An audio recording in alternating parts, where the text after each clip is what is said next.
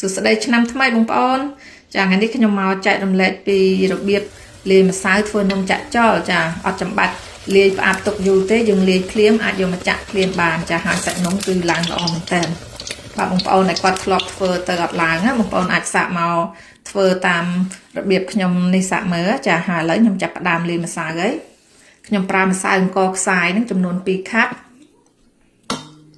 បងប្អូនអាចយកកូនចានឬក៏ពែងវល់ម្សៅក៏បានដែរចាហើយយើងប្រើតែពែងមួយហ្នឹងសម្រាប់វល់ទឹកដែរចាម្សៅអង្គខ្សាយ2ខាប់ម្សៅដំណើបចំនួន1ខាប់ប៉ុន្តែម្សៅដំណើបហ្នឹងខ្ញុំដាក់1ខាប់ហ្នឹងពេញកំប៉ុងចាហើយនេះម្សៅឆាហ្នឹងមកស្លាបព្រាបាយហើយអំបិលបន្តិចទៅហើយខ្ញុំច្បល់ម្សៅហ្នឹងចូលគ្នាឲ្យសព្វបន្តិចមកបានខ្ញុំបន្ថែមជាមួយនឹងខ្ទិះដូង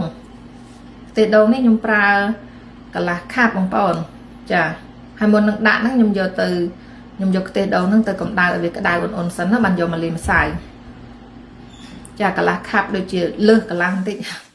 ចាហើយបន្ទាប់មកទៀតហ្នឹងខ្ញុំច្បល់ម្សៅហ្នឹងសិនចាប្រហែលជា2-3នាទីទៅបានខ្ញុំដាក់ស្ករត្នោតចូលចាស្ករត្នោតនេះខ្ញុំប្រើចំនួន1ស្លាបព្រាបាយ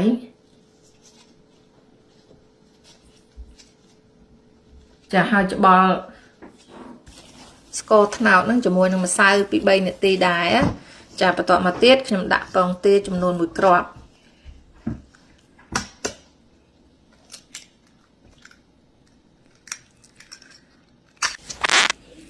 ចាហើយពេលយើងដាក់គ្រឿងចូល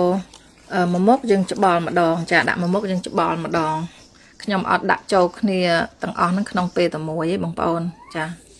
ហើយបន្ទាប់មកខ្ញុំដាក់ស្ករខ្ញុំប្រើស្ករសនេះចំនួនកន្លះខាប់ហ្នឹងណាចាហើយច្បល់ម្សៅហ្នឹងពី3នាទីទៀតមកហើយចុងក្រោយខ្ញុំដាក់ជាមួយនឹងទឹកស្លឹកតើយបើបងប្អូនអត់មានស្លឹកតើយអាចប្រើទឹកសាបធម្មតាបានចាហើយទឹកស្លឹកតើយនេះខ្ញុំយកទៅកម្ដៅឲ្យវាក្ដៅអ៊ុនៗដែរបានយកមកលាយម្សៅហ្នឹងណាចាធ្វើអញ្ចឹងវាឆាប់ឡើងហើយទឹកហ្នឹងខ្ញុំប្រើចំនួនចា1ខាប់ហ្នឹងចាហើយស្លឹកតើយនេះfreezer បងប្អូនកអត់ដល់អញ្ចឹងយកមកកិនពណ៌វាអត់សូវស្រស់ទេ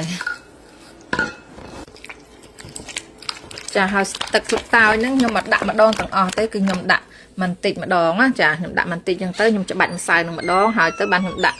ទៀតទៅច្បាច់ម្សៅអញ្ចឹងទៀតចាធ្វើអញ្ចឹងបានម្សៅយើងឡើងល្អហើយច្បល់ម្សៅហ្នឹងតើតើមើលទៅឃើញមានពពុះអញ្ចឹងណាបងប្អូនចាហ្នឹងបានន័យថាម្សៅយើងឡើងល្អហើយត្រង់នេះខ្ញុំក៏បន្ថែមទឹកស្លឹកតើយពីក្រៅប្រហែលជា3ស្លាបព្រាបាយទៀតបងប្អូនព្រោះម្សៅខ្ញុំមើលទៅរៀងនៅខាប់ចាឥឡូវហ្នឹងយើងអាចយកម្សៅនេះទៅចាក់បានហើយអត់មានផ្អាប់ទុកទេបងប្អូនលាយហើយភ្លាមហ្នឹងអាចយកមកចាក់បានណាចាហើយមើលសាច់នំមកឡើងល្អមែនតើហើយខ្លាញ់នេះយើងចាក់តែមួយល្មមហ្នឹងមកបងប្អូនអត់ដាក់ច្រើនទេហើយ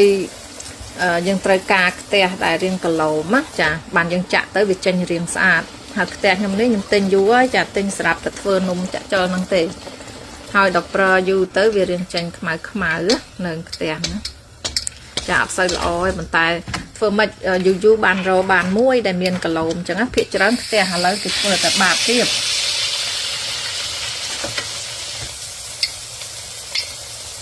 ចាហើយនំហ្នឹងចាក់ទៅធំឈ្ងុយហ៎បងប្អូនក្លិនស្លឹកតើយផងជាមួយខ្ទិះដូងផងណាមើលឡើងទៅតាប់ល្អចាខាងក្រៅហ្នឹងស្រួយហើយសាច់ខាងក្នុងហ្នឹងទន់ទៅរៀងស្វិតតិចណាចាហើយវិធីធ្វើក៏មានតែប៉ុណ្្នឹងទេបងប្អូនចាហើយការលាយម្សៅរបស់ខ្ញុំហ្នឹងខ្ញុំច្បល់ប្រហែលជាសរុបទៅ7កន្លះម៉ោងដែរចា